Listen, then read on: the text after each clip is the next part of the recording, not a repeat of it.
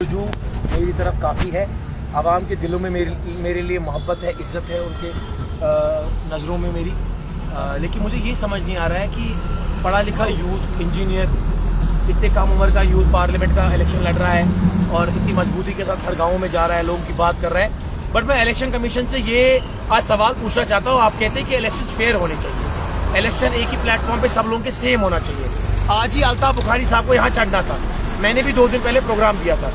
मुझे ये कह रहे हैं कि आप 8 बजे से सिर्फ 12 बजे तक कैंपेनिंग कर सकते हो, उसके बाद आप वापस जा सकते हो। और जब मैंने 8-10 जगहों का नाम दिया, मैंने दरबगाम का नाम दिया, मैंने काकापुरा का नाम दिया, पुलवामा टाउन का दिया, मुरन का दिया, आरीहल का दिया, बंजू का दिया, पिंगलन का दिया, बामिन का दिया, राजपुरा का दिया, क्योंकि इधर से लोगों ने मुझे बुलाया, बोला जिब्रान साहब हमारे गाँव में आओ, हमारी तकलीफें देखो, हमारी परेशानियां देखो। लेकिन वहां से मुझे लेटर आता है कि you can do only campaign vehicle bound, मतलब व्हीकल में, ठीक है ना। अब व्हीकल क्या है, आप खुद देखिए व्हीकल क्या है। ये व्हीकल है ब्लड प्रूफ व्हीकल। अरे जिब्रान डार को ये काली शीशी वाली गाड़ी नहीं चाहिए। ये उमर साहब को नसीब में हो, ये महबूबा बाजी को नसीब में हो, ये वहीद परा को नसीब में हो। मुझे ऐसी गाड़ियां नहीं चाहिए। इसमें सर निकालने के लिए भी जगह नहीं है। और अगर अब सर निकालने के लिए जगह है, मेरे को क्या ऐसे हाथ फैलाना है सर्कुलर रोड पे? मैं क्या चूंट कुलन वोट मांगी? मिश्रा गांव मस मिश्रा वो मोजी कम नीचू बांध, मिश्रा वो कम नीचू परेशान, कम नीचू बेरोजगार, मिश्रा सोमो स्टैंड वाले से बात कर रहे। पुलवामा के गौसिया सोमो स्टैंड में यहाँ पे बाथरूम नहीं है। अगर किसी माँ बहन को बाथरूम जाना होगा वो कहाँ जाएगी? सेब के बाग में जाएगी।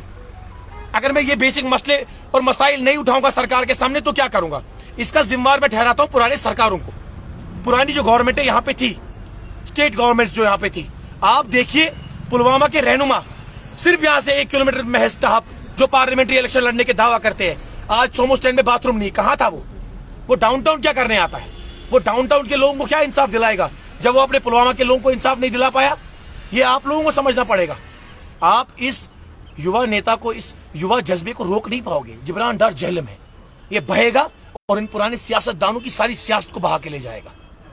आपकी सोच के साथ पुलवामा या दूसरे इलाकों में जहां भी जाते हैं, क्या यूथ ज्यादा जुड़ रहे हैं कि सारे लोग जुड़ रहे हैं? यूथ तो पहले जुड़ रहा है और बुजुर्ग भी जुड़ रहे हैं। वो बुजुर्ग जुड़ रहे हैं जो इन पुराने सियासतदानों से परेशान है, जिन लोगों को इनने ठगा है, लूटा है, जिन लोगों के बेटों को इन लोगों ने जेल में डाला है, जिन लोगों के बच्चों का कत्ल गारत हुआ है, वो आजकल मुझसे जुड़ रहे हैं। देखिए मैंने पहले भी बोला है, मैं आजाद हूं, मैं किसी रीजनल या नेशनल पार्टी का हिस्सा नहीं बनना चाहता हूं। I am independent and I am going to fight this independent fight for every Kashmiri, every individual. Pulwama की बात नहीं है, ये गांधरबल, कंगन, हर जगह की बात है, सोपोर की बात भी है, बारामूला, उरी की बात भी है। हमारी सियासत में तेजी है, हमारी सियासत में तहजीब है और हकीकत है। हर इलाके में अपने अपने मसाइल हैं। पुलवामा में क्या ज्यादा पाया आपने? पुलवामा में आप यहाँ के सेब का बिजनेस देखो, पूरा ठप है। यहाँ के सेब की कोई वैल्यू इंटरनेशनल मार्केट में नहीं है। क्यों नहीं है? यहाँ का दूध है। अगर गुजरात के लोग कोऑपरेटिव सोसाइटी करके मक्खन बना सकते हैं, दूध बना सकते हैं और गुजरात से दूध पूरे हिंदुस्तान में जा सकते हैं, तो पुलवामा वाले कोऑपरेटिव सोसाइटी क्यों नहीं बना सकते? और पुलवामा का दूध हिंदुस्तान क्यों नहीं पिएगा? पूरे हिंदुस्तान में क्या, मैं बोलता हूँ हिंदुस्तान से बाहर सऊदी अरब यहाँ का दूध बेचो, क्यों नहीं जाएगा? कश्मीर का ग्रीन रेवोल्यूशन है, व्हाइट रेवोल्यूशन है, क्यों नहीं जाएगा? आने वाले वक्त में आप देखोगे पुलवामा के एक घर से जो दूध कलेक्ट होगा, वो दूध हिंदुस्तान में बिकेगा। उस दूध से मक्खन बनेगी, घी बनेगी, कश्मीर का घी बनेगा। क्यों नहीं जाएगा पूरे हिंदुस्तान में? जब गुजरात के लोग कर सकते हैं, जब गुजराती लोग कर सकते हैं, तो कश्मीरी लोग क्यों नहीं कर सकते हैं? जिब्रान डार पढ़ा लिखा है और जानता है वो अपनी कौम को कहां लेके जा रहा है। वो जानता है रास्ता, वो जानता है बिजनेस करना। मैं दूसरे स्टेट से बिजनेस करना जानता हूं, लेकिन दूसरी पार्टियों के साथ बिजनेस करना नहीं जानता हूं। कोई पार्टी जो आपको सबसे बड़ा चैलेंज लग रही है, चाहे एनसी हो, पीडीपी हो?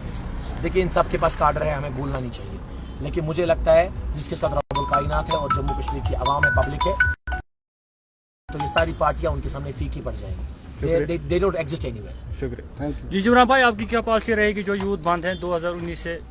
देखिए जो भी यूथ 2019 से बंद है, उनको बंद कराने वाले वही लोग हैं जो आजकल कहते हैं हमको छुड़ाएंगे। पहले थप्पड़ मारते फिर बोलते sorry. Advocate the issues of Jammu and Kashmir in the parliament of India. मैं आज मीडिया को भी कहना चाहूंगा, आप अपनी टिकट्स बुक करो।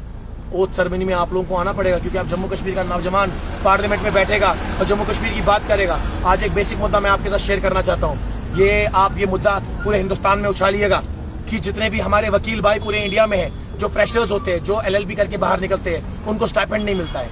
एक इंटर्न के डॉक्टर को भी स्टाइपेंड मिलता है, इंजीनियर को भी स्टाइपेंड मिलता है। वालेकुम सलाम। लेकिन एक वकील को नहीं मिलता है। एक वकील को एक बड़ा सीनियर वकील 100 रुपए और 200 रुपए दिन का देता है, उसमें उसका घर चलेगा क्या?